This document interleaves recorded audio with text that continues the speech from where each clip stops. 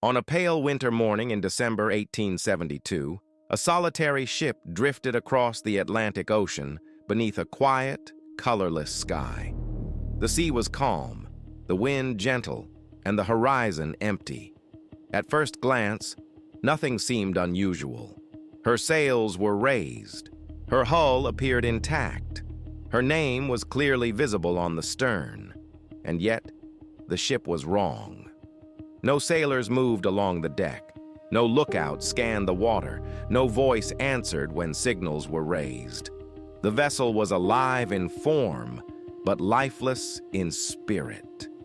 Her name was Mary Celeste, and her discovery would become one of the most haunting mysteries in maritime history. Unlike shipwrecks destroyed by storms or battles marked by violence, the Mary Celeste presented investigators with something far more unsettling. A perfectly seaworthy ship, abandoned without explanation, her crew vanished as if they had never existed. More than 150 years later, the fate of those aboard remains unknown. The Mary Celeste endures not as legend, but as fact, recorded in logs, examined by courts, and debated by generations of historians and scientists. This is the story of the ship that should not exist. The Mary Celeste began her life in 1861 in Nova Scotia under a different name, Amazon. From the beginning, her history seemed troubled. Her first captain fell ill and died suddenly. She suffered storm damage, ran aground, and was involved in several costly accidents. At one point, she was abandoned and later salvaged, earning a reputation among sailors as an unlucky vessel. Eventually, the ship was sold, repaired, and renamed Mary Celeste. Under American registration, she became a merchant brigantine designed for transatlantic trade. By the early 1870s, her structural condition was sound, and her reputation had largely recovered. To most observers, she was simply another working ship, weathered but dependable. In 1872, command of the vessel was given to Benjamin Spooner Briggs, a man whose character stood in sharp contrast to the ship's troubled past. Briggs was an experienced mariner, deeply religious, disciplined, and widely respected. He was known for careful planning and a strong sense of responsibility. He avoided unnecessary risks and earned the trust of those who sailed under him. His confidence in the Mary Celeste was absolute. So absolute, in fact, that he made a decision few captains would take lightly. He brought his family aboard. On November 7, 1872, the Mary Celeste departed New York Harbor bound for Genoa, Italy. On board were Captain Briggs, his wife Sarah, their 2-year-old daughter Sophia, and 7 experienced crew members. The ship carried a cargo of 1,701 barrels of industrial alcohol, tightly sealed and stored in the hold, destined for European markets. Before departure, Briggs wrote letters home filled with optimism. He described favorable weather, confidence in his ship, and hope for a smooth crossing. There was no hint of fear, stress, or concern.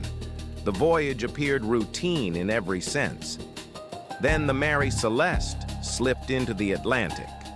Weeks passed. In an era without radio communication, silence was normal.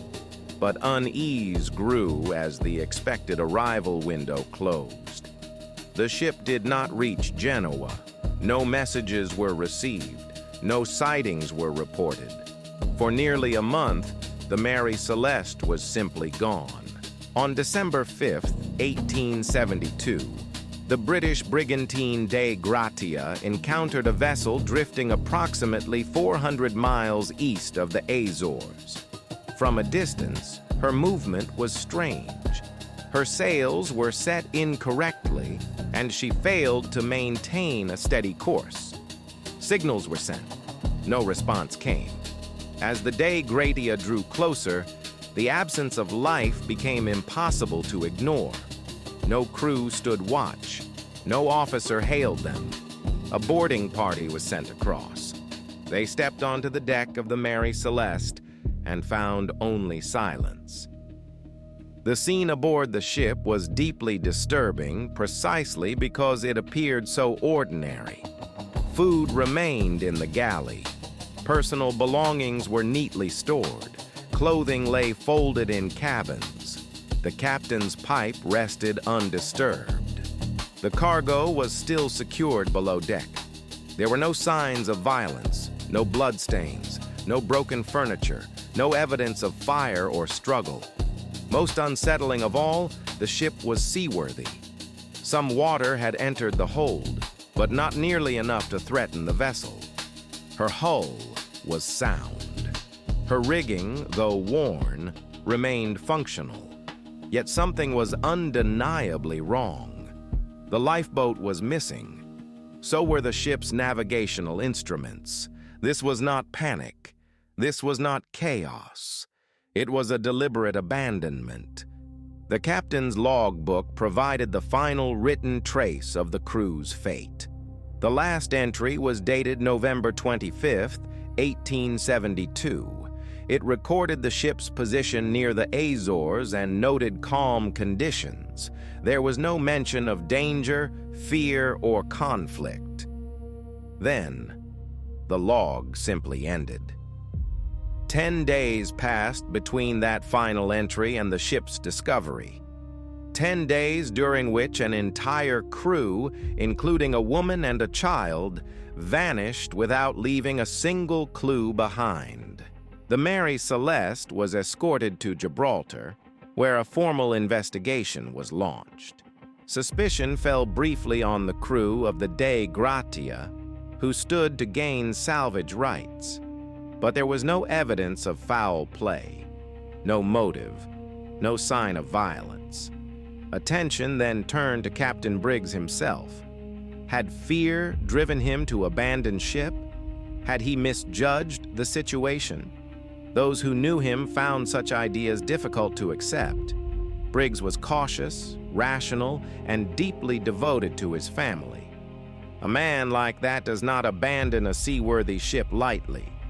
After weeks of inquiry, the court reached a conclusion that answered nothing. The cause of abandonment could not be determined.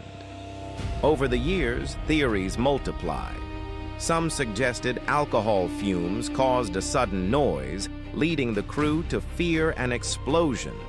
Others proposed faulty navigation or misreadings that convinced Briggs the ship was sinking.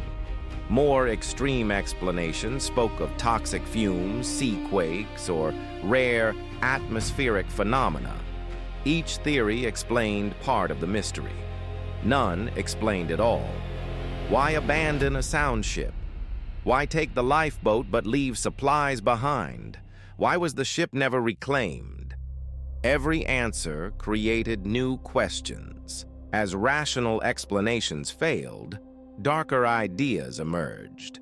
Some spoke of curses tied to the ship's past.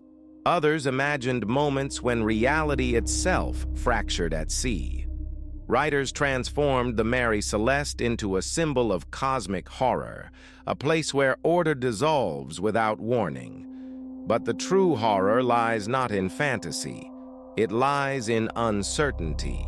The Mary Celeste did not vanish after her discovery.